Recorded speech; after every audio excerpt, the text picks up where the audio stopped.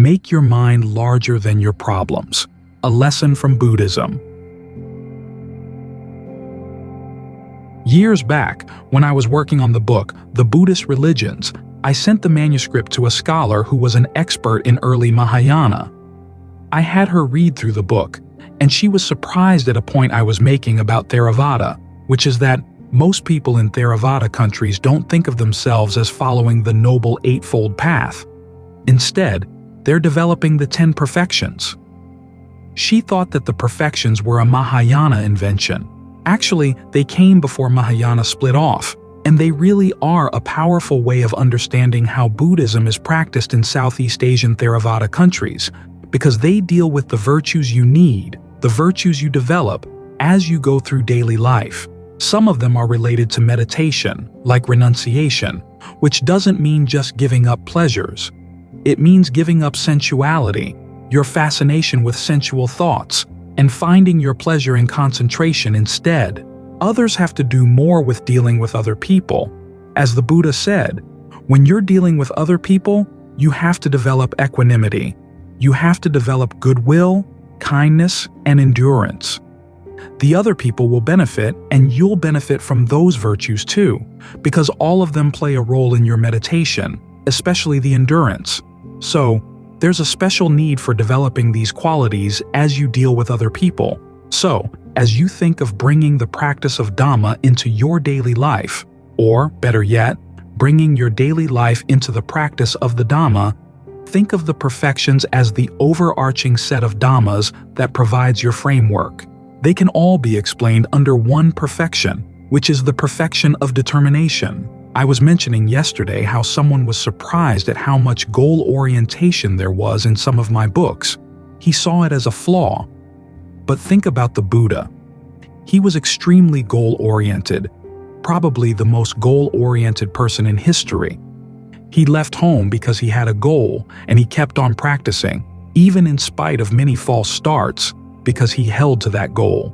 Even after he attained the goal, he continued having further goals. He decided he would set up the Dhamma and Vinaya so that it would last for a long time. That was a big project.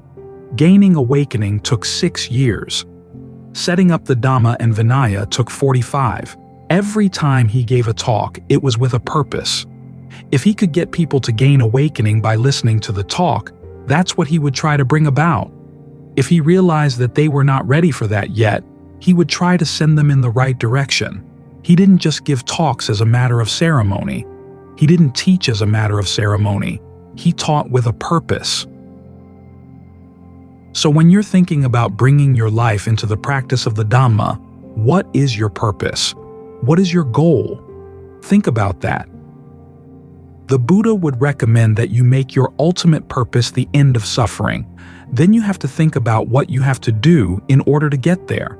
Which aspects of your life are getting in the way? Which aspects of your life are helpful? You want to sort things out in line with that standard. Then you think about the 4 qualities that go into a good determination. You start with discernment, just as the noble path starts with right view.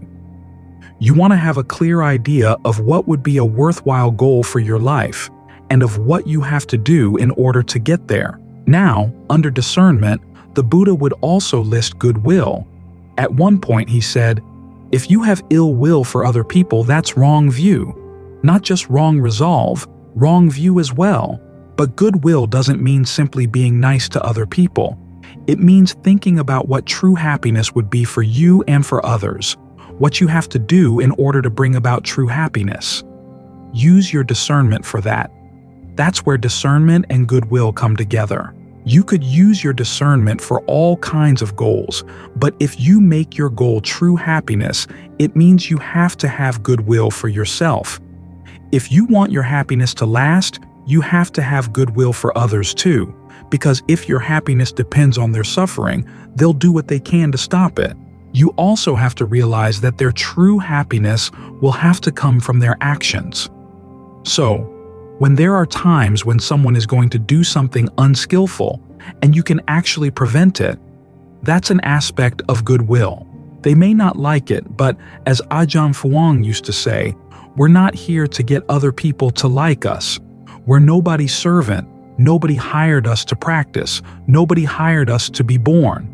Still, we think of their happiness because it has a bearing on our happiness. We think of their happiness in terms of their acting in skillful ways. Our happiness comes from our acting in skillful ways. This is why we're not Buddhist doormats.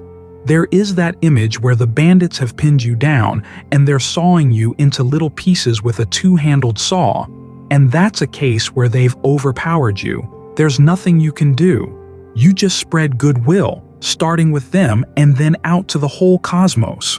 That's for your happiness, because if you were to die at that moment with ill will in your heart, you'd be reborn in line with that ill will, probably with a desire for revenge. And a life devoted to revenge is not a happy life. But if you can maintain goodwill in situations where you're totally overpowered, that means your mind is larger than the situation. That's a lot of what Dhamma practice in daily life is. Making your mind larger than the situation. Thinking about what would be for the true happiness of everybody all around. That's the first aspect of a good determination, discernment, which encompasses discernment and goodwill. The second aspect is truth. This also covers virtue, right effort, and endurance.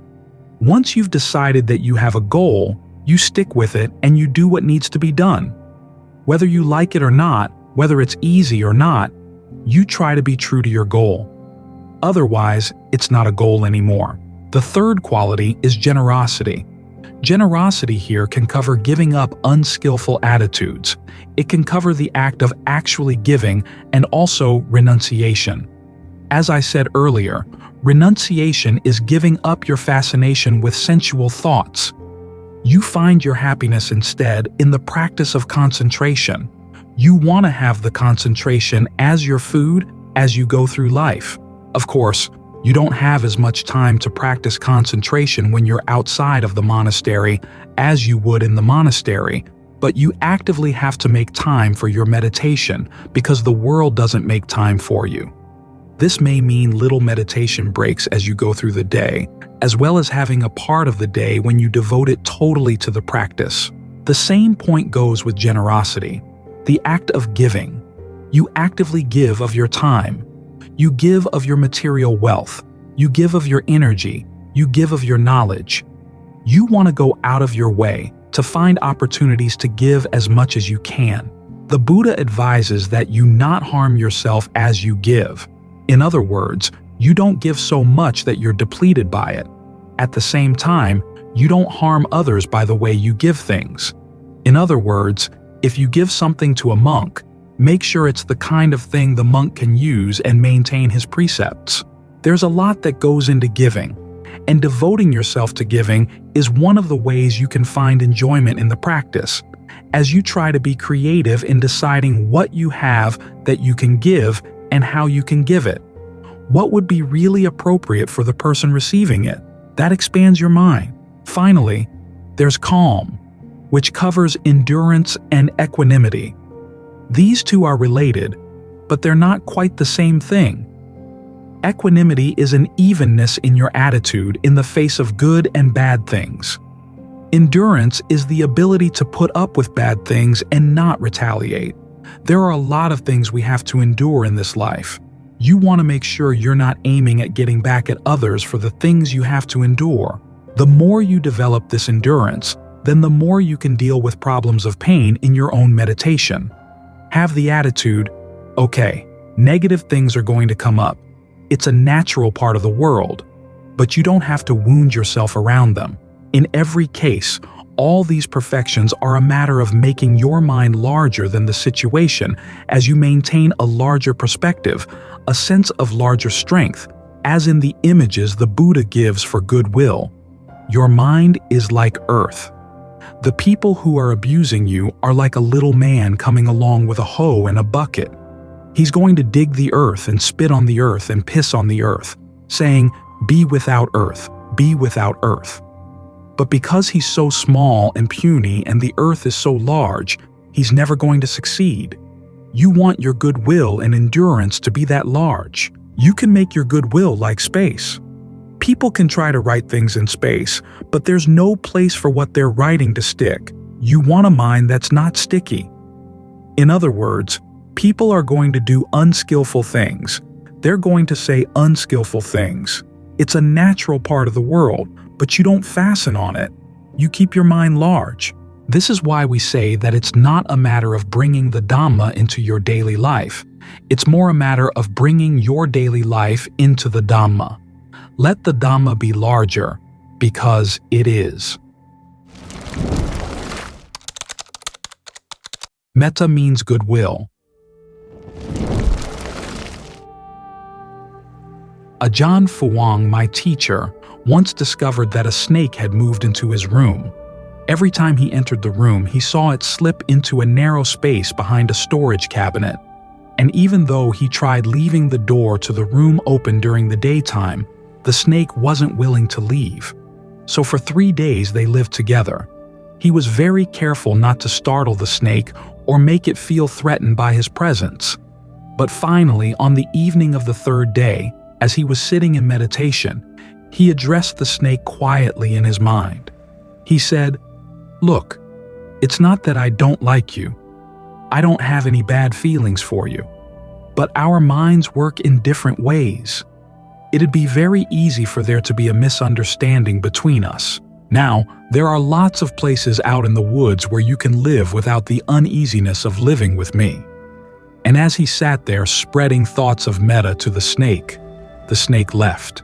When Ajaan Fuang first told me this story, it made me stop and reconsider my understanding of what metta is. Metta is a wish for happiness, true happiness, and the Buddha says to develop this wish for ourselves and everyone else. With metta for the entire cosmos, cultivate a limitless heart, Sin 1.8. But what's the emotional quality that goes along with that wish? Many people define it as lovingkindness, implying a desire to be there for other people, to cherish them, to provide them with intimacy, nurture, and protection. The idea of feeling love for everyone sounds very noble and emotionally satisfying. But when you really stop to think about all the beings in the cosmos, there are a lot of them who, like the snake, would react to your loving kindness with suspicion and fear. Rather than wanting your love, they would rather be left alone. Others might try to take unfair advantage of your loving kindness, reading it as a sign either of your weakness or of your endorsement of whatever they want to do. In none of these cases would your loving kindness lead to anyone's true happiness. When this is the case, you're left wondering if the Buddha's instructions on universal metta are really realistic or wise. But as I learned from Ajaan Fuang's encounter with the snake, metta is not necessarily an attitude of loving kindness. It's more an attitude of goodwill, wishing the other person well, but realizing that true happiness is something that each of us ultimately will have to find for him or herself, and sometimes most easily when we go our separate ways. This understanding of metta is borne out in the Pali Canon, first of all in the word itself. The Pali language has another word for love, pima, whereas metta is related to the word mitta, or friend. The Buddha never recommends developing universal pima, for as he notes, love can easily lead to hatred when the people you love are ill-treated by others, but he does recommend developing universal metta, friendliness, for all. The fact that this friendliness equates with goodwill is shown in the 4 passages in the canon, where the Buddha recommends phrases to hold in mind when developing thoughts of metta.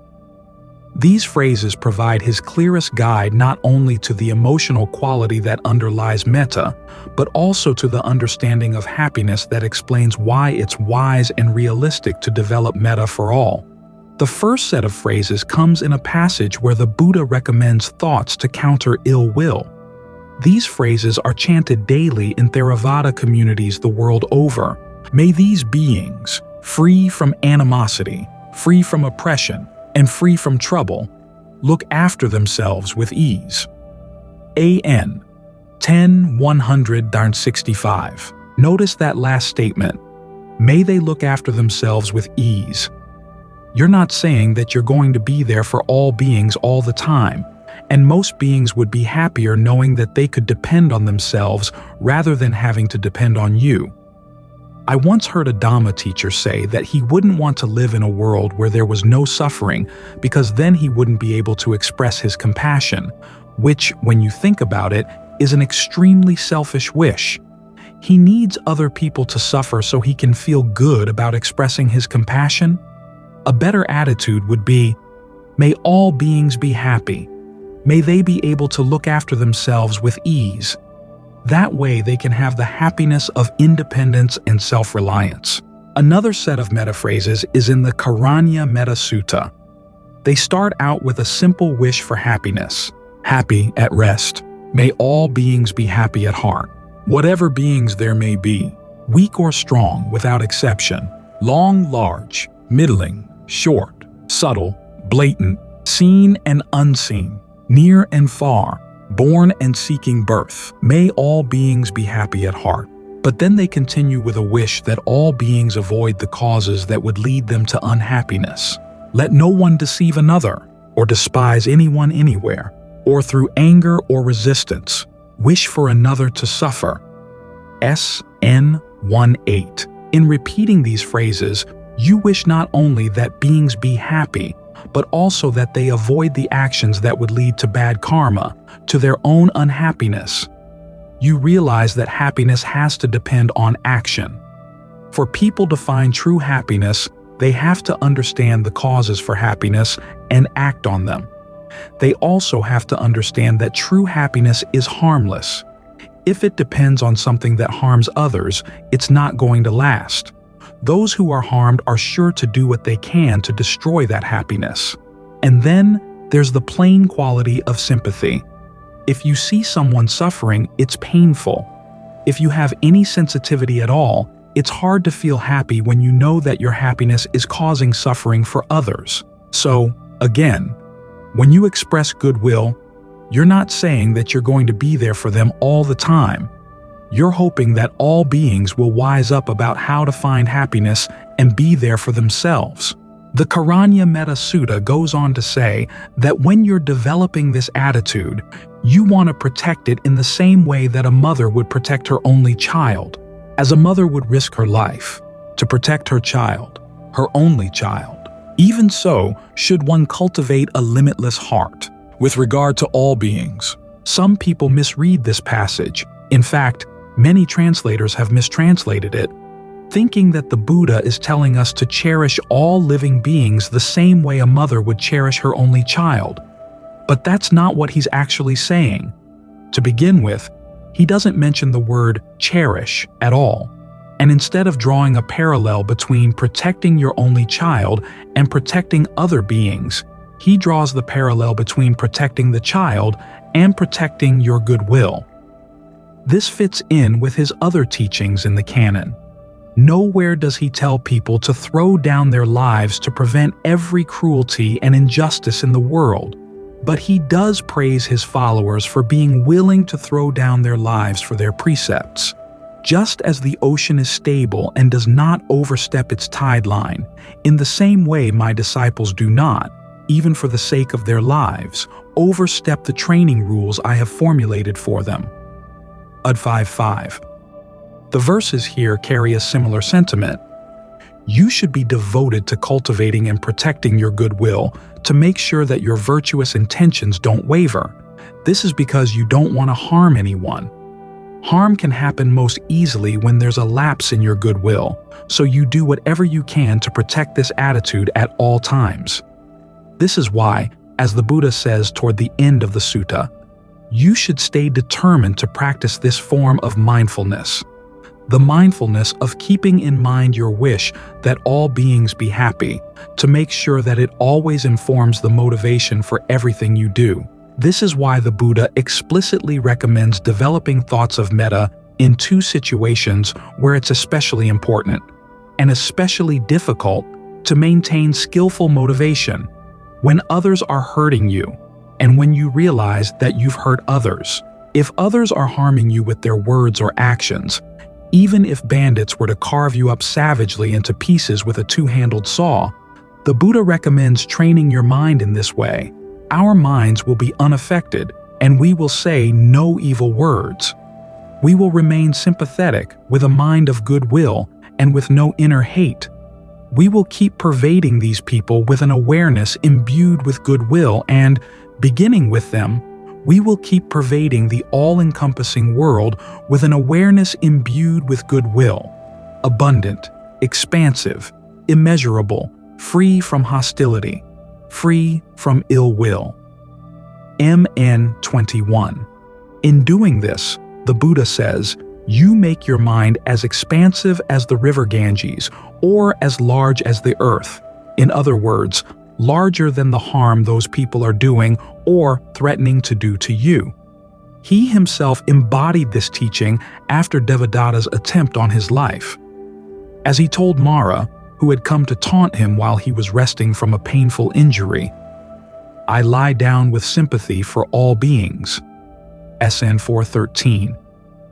When you can maintain this enlarged state of mind in the face of pain, the harm that others can do to you doesn't seem so overwhelming, and you're less likely to respond in unskillful ways. You provide protection, both for yourself and for others, against any unskillful things you otherwise might be tempted to do.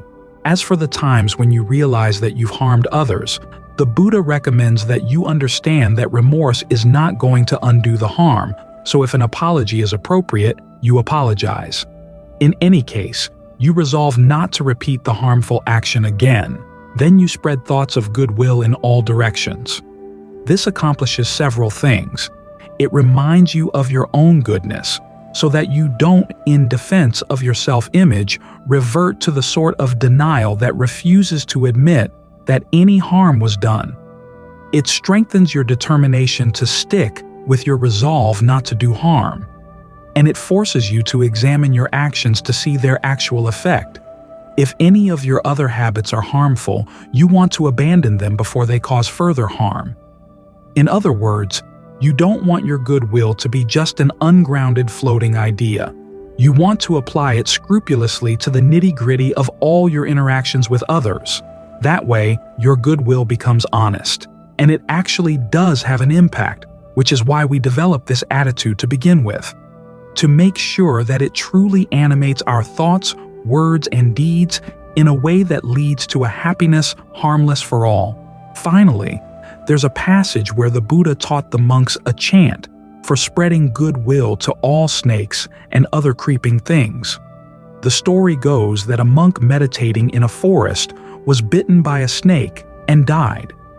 The monks reported this to the Buddha, and he replied that if that monk had spread goodwill to all 4 great families of snakes, the snake wouldn't have bitten him. Then the Buddha taught the monks a protective chant for expressing metta not only for snakes, but also for all beings. I have goodwill for footless beings, goodwill for 2-footed beings, goodwill for 4-footed beings, goodwill for many-footed beings. May footless beings do me no harm. May 2-footed beings do me no harm. May 4-footed beings do me no harm. May many-footed beings do me no harm. May all creatures, all breathing things, all beings, each and every one, meet with good fortune. May none of them come to any evil.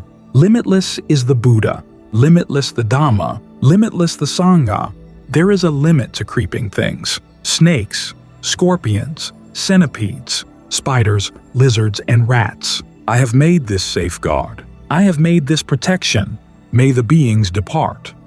AN 467. The last statement in this expression of metta takes into consideration the truth that living together is often difficult, especially for beings of different species that can harm one another. And the happiest policy for all concerned is often to live harmlessly apart. These different ways of expressing metta show that metta is not necessarily the quality of loving kindness. Metta is better thought of as goodwill, and for 2 reasons. The first is that goodwill is an attitude you can express for everyone without fear of being hypocritical or unrealistic. It recognizes that people will become truly happy not as a result of your caring for them, but as a result of their own skillful actions, and that the happiness of self-reliance is greater than any happiness that comes from dependency. The second reason is that goodwill is a more skillful feeling to have toward those who would react unskillfully to your loving kindness. There are probably people you've harmed in the past who would rather not have anything to do with you ever again. So the intimacy of loving kindness would actually be a source of pain for them rather than joy. There are also people who, when they see that you want to express loving kindness, would be quick to take advantage of it. And there are plenty of animals out there who would feel threatened by any overt expressions of love from a human being. In these cases, a more distant sense of goodwill, that you promise yourself never to harm those people or those beings, would be better for everyone involved. This doesn't mean that loving kindness is never an appropriate expression of goodwill. You simply have to know when it's appropriate and when it's not. If you truly feel metta for yourself and others, you can't let your desire for warm feelings of love and intimacy render you insensitive to what would actually be the most skillful way to promote true happiness for all.